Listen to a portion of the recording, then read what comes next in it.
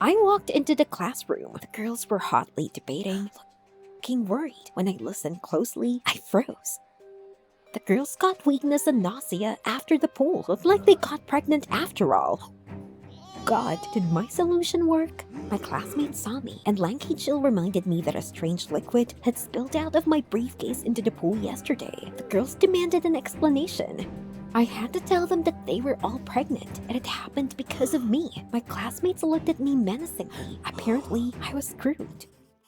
I actually created the pregnancy solution for my older sister. My sister Agatha and her husband wanted a baby, but they hadn't been able to have one for years. Agatha was in despair, and I was terribly worried about her because I had no one closer than my sister. Our parents died in a car accident when I was just a baby, so Agatha raised me. She worked hard and finally was able to send me to study and live in a prestigious boarding school for bright girls. Agatha believed that one day I would become a great chemist. I was really very capable, and I studied well, but I always wanted to thank my sister in some way. And one day, I had the idea to create a solution that would help her get pregnant. I secretly conducted experiments in the school laboratory. I had to be careful that my classmates and teachers did not guess anything. I didn't talk to anyone in class, so the girls didn't like me. And Jill, the upstart, was always bothering me. But I didn't care about the bullies. I was just thinking about my experiments. Before yesterday's swimming class, I finally got a solution that helped get pregnant. Now my sister could have a baby. I shoved the bottle into my briefcase and hurried to my room. To make it faster, I decided to go through the pool, but Jill blocked my way. She said sarcastically that she had been wanting to teach me how to swim for a long time, and grabbing my hand, dragged me to the pool. No! I tried to fight her off with my briefcase, but Jill held on tight and led me to the edge of the pool. I was terribly afraid of water. Let go! Suddenly, Jill slipped and fell into the water with my briefcase. I barely held on to the handrail, but I saw the pregnancy solution slowly spreading through the water. Jill noticed it too. Damn it. My classmates in swimsuits had just come to the pool. The class was beginning. I quickly took my briefcase out of the pool and ran away. I was hoping that the chlorine in the pool would neutralize the solution, but I think I was wrong. How else to explain the fact that now all my classmates had signs of pregnancy? And now I was standing in a school classroom in front of a crowd of angry girls. They immediately accused me of deliberately pouring the pregnancy solution into the pool. At that moment, the chemistry teacher, Mr. Traverse, entered the classroom, and he said loudly that tomorrow morning there would be a scheduled checkup at the doctor. Heck, such a coincidence was very out of time. The faces of my classmates were frozen with horror, and Jill hissed that if I didn't prepare an antidote to keep everyone from getting pregnant by tomorrow, she'd tell the teacher how I stole chemicals and used them for my own experiments. Then I would be kicked out of school in disgrace, and with such a recommendation, I would not be taken anywhere else. Not this. My sister Agatha would be terribly disappointed if I get kicked out. So I urgently needed to do something and neutralize the effect of the solution. I waited until the evening when the teachers had gone to their rooms, and then I crept quietly into the chemistry lab. I struggled with the formula for a long time, but nothing worked. It was almost night. I was ready to cry. But then the door opened and Jill came in. She rudely asked if the solution was ready, but I just shook my head. Jill quipped that I was giving up my position as a nerd, but suddenly she offered to help me. Well, come on, I agreed. After reviewing my formulas, Jill said that I was stupid and forgot to include one element in the formula. Man, she was right, but I knew that this element was dangerous and could burn the skin. Therefore, the chemistry teacher kept it in his office, which he locked with a key. Without thinking, Jill suggested stealing the key from Mr. Traverse's room, but I wouldn't steal from the teacher. Jill said she would do it herself and dragged me to the teacher's bedrooms. At Traverse's room, Jill ordered me to stand guard and carefully slipped into the room. I was terrified. What if someone saw us here? I could hear Mr. Traverse snoring from the other side of the room. Jill didn't show up for a long time. What if Traverse was awake?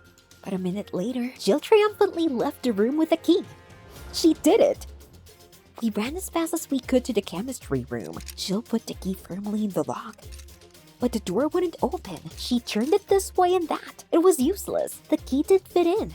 I was desperate, but then Jill pointed to the grate outside the office. we could get in through the ventilation.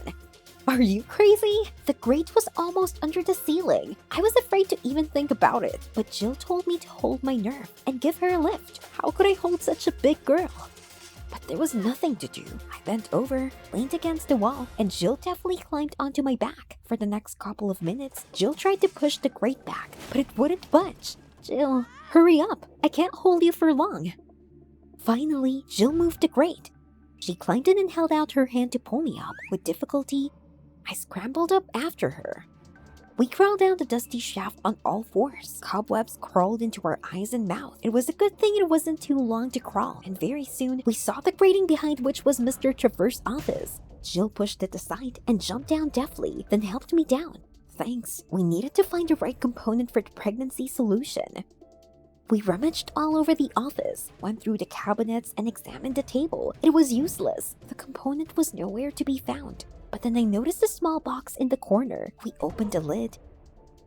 And lo and behold, there was the right component. But how to take it so as not to get caught? Jill handed me a rag. Great. I quickly wrapped the reagent in a cloth and we climbed back into the vent. Did we just rob the chemistry room? Crawling back was much easier. When we got to the hallway and I jumped down, I saw Mr. Traverse walking towards his office. Had he discovered the missing key? I backed away. But it was too late. Mr. Traverse saw me. The game was up. I had to warn Jill somehow or distract the teacher. Otherwise, we were screwed. Confused, I glanced out the window. Eureka! I walked over to Mr. Traverse, confused, and asked cautiously where I was. Traverse was taken aback, and I lied about being a moonwalker at night. Help me get back to my room. I begged him. Behind the teacher, I could see Jill's feet already emerging from the vent. Mr. Traverse hesitated, and I was nervous. But suddenly he took my arm and led me away from the vent. Now Jill would be able to get out unnoticed. Mr. Traverse escorted me to my bedroom. I waited until he was gone, and then I ran back to the lab. Jill was waiting for me there with the reagent. She admired my idea of a sleepwalker. Maybe Jill wasn't such a stinker after all. It was almost done and there wasn't much time to prepare the solution. Jill and I quickly prepared all the necessary components. I thanked her. I couldn't have done it without her help. Jill smiled and asked me why I was making the pregnancy solution at all. At first, I didn't want to answer her, but then I thought, after our adventures, we got a little closer. And I confessed that it was all for the sake of my sister, who couldn't have children. So I wanted her to have a child and she would finally be happy. After all, she replaced my parents, and that's how I wanted to thank her. And then I noticed that Jill was almost crying. What's wrong with you? Jill admitted that she also had no parents. She was from an orphanage, and she added that she was incredibly lucky to get a place in this boarding school. For her academic success, the orphanage paid for her study in this boarding school. And Jill should be the best here. That's why Jill teased me. She saw me as a competitor. In fact, she even envied my intelligence and talent for chemistry. I was about to answer when the door opened, and Mr. Traverse burst into the lab. Jill froze with the flask she was about to add the reagent to. God, we were screwed. Mr. Traverse immediately attacked Jill with accusations and said that this was her last violation. Jill looked at me hopefully. I was Mr. Traverse's favorite, and I could protect her, but I was afraid. I didn't want to be expelled. It would upset my sister. So I stared at the floor in silence and pretended that I had nothing to do with the solution. Mr. Traverse told me to go to my room and ordered Jill to pack her things. She was expelled. As she left, Jill whispered to me, "Traitor," and she ran away in tears. Once in the room, I couldn't calm down. Why did I get cold feet and didn't stand up for Jill? She helped me so much.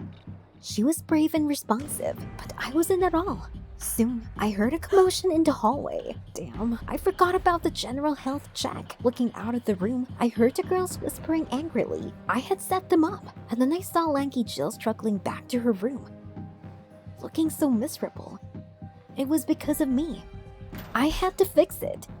even if I got kicked out. I pushed the girls aside at the door and ran to Mr. Traverse's office, and I admitted that I had set everyone up by making a pregnancy-inducing solution. It wasn't Jill's fault. I got her involved in everything. Mr. Traverse looked at me gravely, and then he burst out laughing. I didn't understand anything. He sat me down in a chair and showed me the results of the health check. He said the girls didn't have any pregnancy. They just got poisoned with bleach in the pool. On this day, the cleaning lady went overboard with it. Then the teacher said approvingly that Jill had done nothing wrong. None of us would be expelled. But then he added sternly that Jill and I were still going to be punished for stealing from the office. The next day, we met in the schoolyard where we were supposed to clean up the leaves as a punishment. I immediately apologized. I was really sorry for setting Jill up like that. In fact, I would be happy to have a friend like her. Jill didn't answer for a long time, and I began to worry. Won't she forgive me? But then Jill gave me a hug. We've been friends ever since. Her former friends were shocked that Jill spent all her free time helping me develop a new formula. After all, I still hope to create a solution for my sister Agatha's pregnancy. Mr. Traverse volunteered to help us. If everything worked out, it would be a scientific breakthrough, and I believe in success because now I have such a super friend like Jill next to me. Did you like the video? Subscribe and like it. Support the channel. Thank you.